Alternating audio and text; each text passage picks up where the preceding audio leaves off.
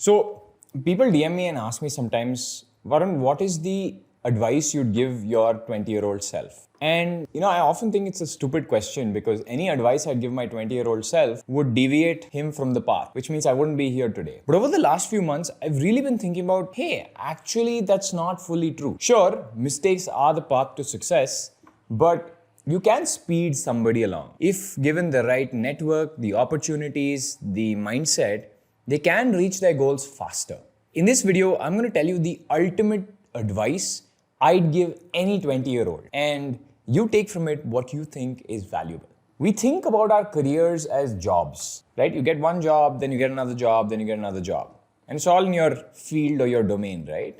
If you've studied civil engineering, then you get a civil engineering job, and then you move on to the next job and so on and so forth. Maybe you're getting 10% or 20% increments between jobs. I don't think that's the wisest way to think about your career. The better way to think about your career is to think of yourself as a product. The one fundamental thing about all the fast growth companies in the world in the last 3-4 years is that all of them have some sort of product.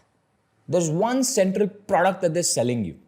And it could be all the way from Zomato, which is like an app, or it could be a real estate company selling you a house. That's a product. And all products have features. So Zomato has certain features. Any SaaS tool you use will have features. Even a house being sold to you would have features. A house has 3 bedrooms, 3 kitchens. This is the square foot. These are the specifications. We've got central AC. It's got features. Because at the end of the day, features are necessary to buy or sell something, right? Why is it any different for you? Why do you expect to get a job just because other people are getting the job? What are the features you have? And when a recruiter or an employer compares your features with another person's features, why should he or she pick you? What is special about you? What features do you have that other people don't? And I think the best kind of features you can have early on in your career is your skill set. It could be, I'm good at sales. I'm good at construction. I'm good at Photoshop. What skills do you have? And obviously the more relevant, the better. If you go to somebody who's looking for a 1500 square foot house and you tell him I have a 9000 square foot house, but it costs so much money, that person's not going to buy it because he wants a 1500 square foot house. So it's the same thing. Your features need to be relevant to who you're applying to. So this starts off my video of ultimate career advice, which is think of yourself as a product. And it's not inhuman to think of yourself as a product. This is a competitive world, boss. Everyone is competing for the same prizes. Everyone is competing for the same limited jobs, right? So when they give you a job, they're paying you money. They're paying money for a person, right? And what does the person offer is very important and very critical to those people, whoever is paying you money. The next thing is to build a network. A network means you've got some distribution.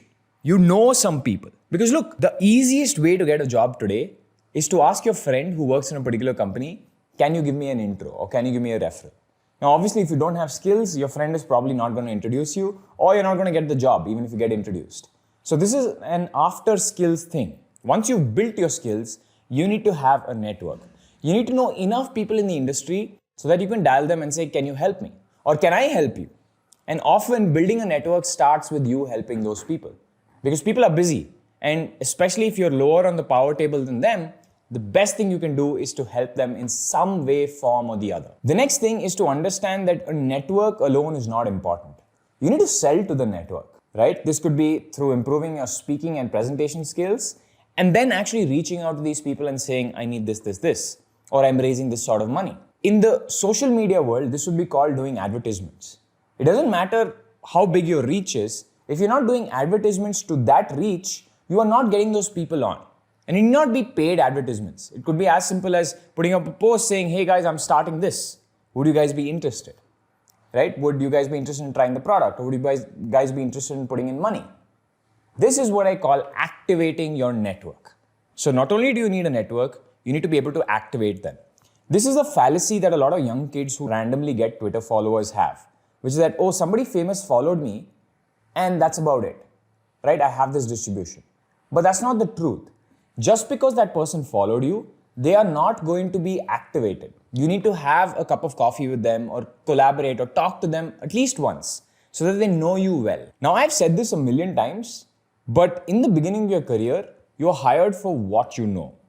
But towards the end of your career, you are hired for who you know.